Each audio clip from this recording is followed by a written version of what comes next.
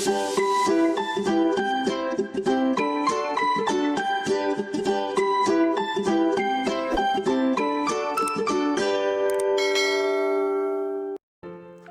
Friends, ഓണമൊക്കെ അടുത്ത് വരികയല്ലേ. എല്ലാവരും സന്തോഷമായിരിക്കുന്നു എന്ന് വിചാരിക്കുന്നു.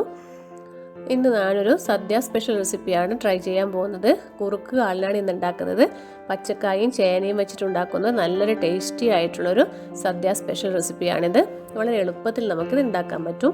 ഇതിനുള്ള ഇൻഗ്രീഡിയൻസ് എന്തെല്ലാമെന്ന് നോക്കാം. കാളൻ ഉണ്ടാക്കുന്നതിനായിട്ട് ഞാനിവിടെ ഒരു ചേന ചെറുതായിട്ട് മുറിച്ചെടുത്തിട്ടുണ്ട്, അത് 1 കപ്പ് എടുത്തിട്ടുണ്ട്. പിന്നെ പച്ചക്കായ മുറിച്ചത് 1 കപ്പ്, പിന്നെ തേങ്ങ ചിരവിയത് 1 കപ്പ് എടുത്തിട്ടുണ്ട്. പിന്നെ ഇതിന് നല്ല പുളിയുള്ള തൈര് വേണം, അത് 1 കപ്പ് എടുത്തിട്ടുണ്ട്. പിന്നെ 2 പച്ചമുളക്, പിന്നെ ജീരകം 1 ടേബിൾ സ്പൂൺ, മുളക് പൊടി 1 ടേബിൾ സ്പൂൺ, പിന്നെ വേണ്ടത് മഞ്ഞൾപ്പൊടിയാണ് 1/4 ടേബിൾ സ്പൂൺ എടുത്തിട്ടുണ്ട്. പിന്നെ കുരുമുളക് പൊടി 1/2 ടേബിൾ സ്പൂൺ. ഇനി നമുക്ക് താളിക്കാൻ ആവശ്യമുള്ള സാധനം നോക്കാം. ഉലുവ എടുത്തിട്ടുണ്ട്, പിന്നെ വറ്റൽ മുളക്, കറിവേപ്പില, പിന്നെ കുറച്ച് കടുക് എല്ലാം എടുത്തു വെച്ചിട്ടുണ്ട്. ഇനി നമുക്ക് ഇതെങ്ങനെയാണ് ഉണ്ടാക്കുന്നതെന്ന് കാണാം. ഞാൻ കാളൻ ഉണ്ടാക്കുന്നത് ഒരു മൺചട്ടിയിലാണ്. അതിലേക്ക് നമുക്ക് ആദ്യം എടുത്തു വെച്ചിരിക്കുന്ന കായ ചേർക്കാം. ഇനി ഇതിൻ്റെ കൂടെ ചേനയും ചേർത്ത് കൊടുക്കാം. ഇതുപോലെ ഇതേ സൈസിൽ വേണം അരിയാൻ വേണ്ടിയിട്ട്, അധികം വലിപ്പമുള്ള കഷ്ണങ്ങളായി പോകരുത്. പിന്നെ ഇതിലേക്ക് നമുക്ക് പൊടികൾ ചേർത്ത് കൊടുക്കാം. ആദ്യം മഞ്ഞൾപ്പൊടി ചേർക്കാം, പിന്നെ ചേർക്കുന്നത് മുളക് പൊടിയാണ്.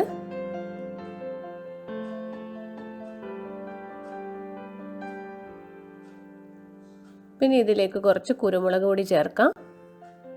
ഇതിലേക്ക് ആവശ്യത്തിന് ഉപ്പ് ചേർക്കാം. എന്നിട്ട് ഇതിലേക്ക് കുറച്ച് വെള്ളം ഒഴിച്ചു കൊടുക്കാം. കുറച്ച് വെള്ളം ഒഴിച്ചിട്ടൊന്ന് മിക്സ് ചെയ്ത് നോക്കാം.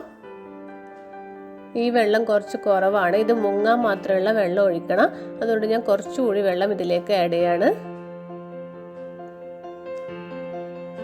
ഏകദേശം ഇത്രത്തോളം വെള്ളം ആവശ്യമുണ്ട്. ഇനി നമുക്ക് ഇത് നന്നായിട്ട് വേവിച്ചെടുക്കണം. ഇത് മൂടി വെച്ചിട്ട് നമുക്ക് വേവിച്ചെടുക്കാം.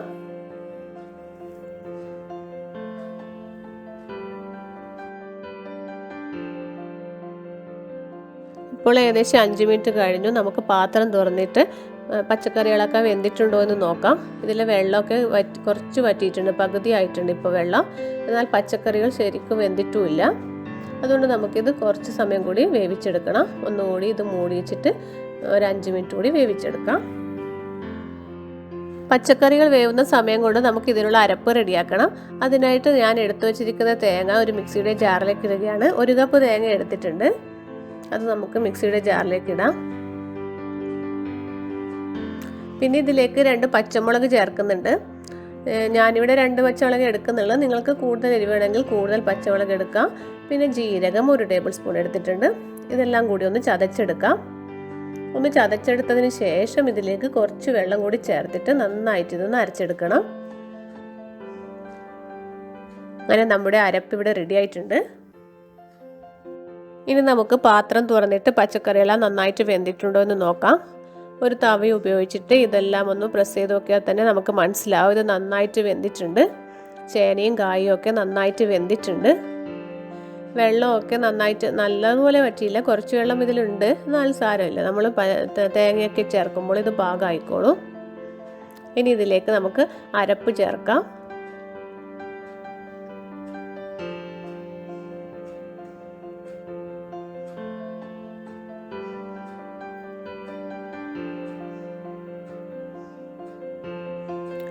ഈ അരപ്പ് ചേർത്തിട്ട് നന്നായിട്ട് ഇതൊന്ന് മിക്സ് ചെയ്ത് കൊടുക്കണം.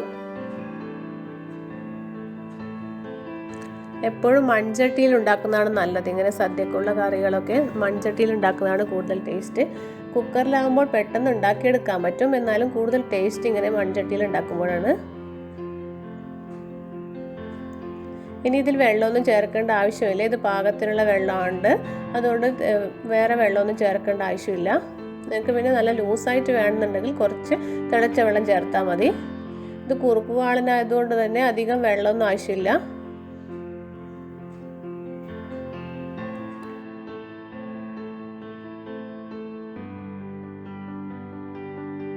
ഈ സമയത്ത് നിങ്ങൾക്ക് ഉപ്പൊന്ന് ചെക്ക് ചെയ്തിട്ട് വേണമെങ്കിൽ ഉപ്പ് ചേർത്ത് കൊടുക്കാം. ഞാൻ നോക്കുമ്പോൾ കുറച്ച് ഉപ്പ് കുറവുണ്ട്, അതുകൊണ്ട് ഞാൻ കുറച്ച് ഉപ്പ് ചേർത്തിട്ട് നന്നായിട്ട് ഇത് മിക്സ് ചെയ്യുകയാണ്.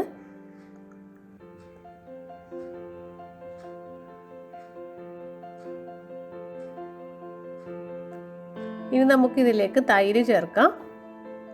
തൈര് ചേർത്തിട്ട് നന്നായിട്ട് ഇതൊന്ന് മിക്സ് ചെയ്യണം. തൈര് ചേർത്തതിന് ശേഷം അധിക സമയം തിളപ്പിച്ചെടുക്കേണ്ട ആവശ്യമില്ല. ഇതൊന്ന് ചൂടായി വരുന്നത് വരെ ഒന്ന് വേവിച്ചെടുത്താൽ മതി. എപ്പോഴും കാളന് പുളിയുള്ള തൈരാണ് നല്ലത്.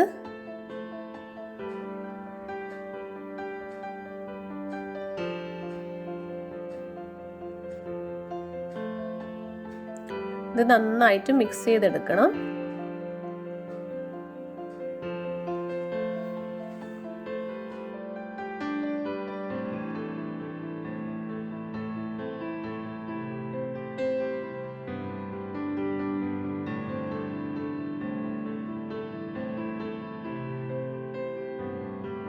തൈര് നന്നായിട്ട് മിക്സ് ചെയ്തിട്ടുണ്ട്. ഇനി ഇതൊന്ന് തിളക്കണം. കറി ഒന്ന് തിളക്കാൻ വെക്കണം. ഒരു ലോ ഫ്ലെയിമിൽ ഇട്ടിട്ട് ഇത് തിളക്കാൻ വെക്കണം.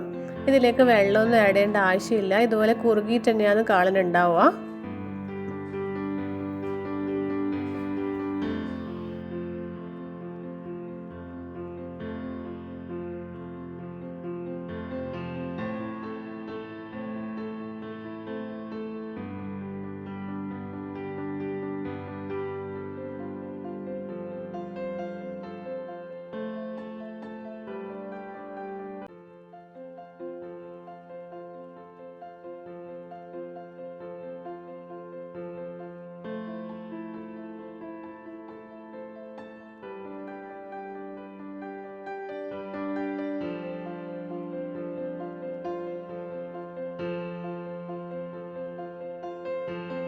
നമ്മുടെ കറി ഏകദേശം തിളച്ച് വരുന്നുണ്ട്. ഇങ്ങനെ ചെറുതായിട്ട് ഇങ്ങനെ തിള വരുമ്പോൾ തന്നെ നമുക്ക് സ്റ്റൗ ഓഫ് ചെയ്യാം. കറി റെഡി ആയിട്ടുണ്ട്.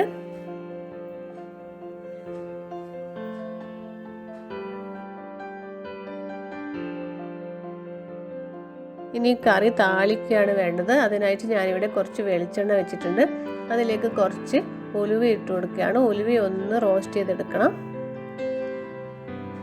നന്നായിട്ട് ഇതിൻ്റെ കളർ മാറി വരുമ്പോൾ നമുക്ക് ഇത് കറിയിലേക്ക് ചേർക്കാം. എപ്പോഴും കാളനിൽ ഇങ്ങനെ ഉലുവ പൊടിച്ചതോ അല്ലെങ്കിൽ ഉലുവ വറുത്തിട്ടോ ചേർത്താൽ നല്ല ടേസ്റ്റാണ്. നല്ലൊരു മണമാണ് ഇതിന്.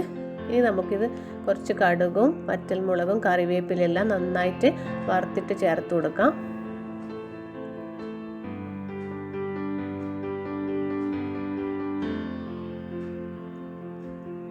ഇതെല്ലാം നമുക്ക് കാളനിലേക്ക് ചേർക്കാം.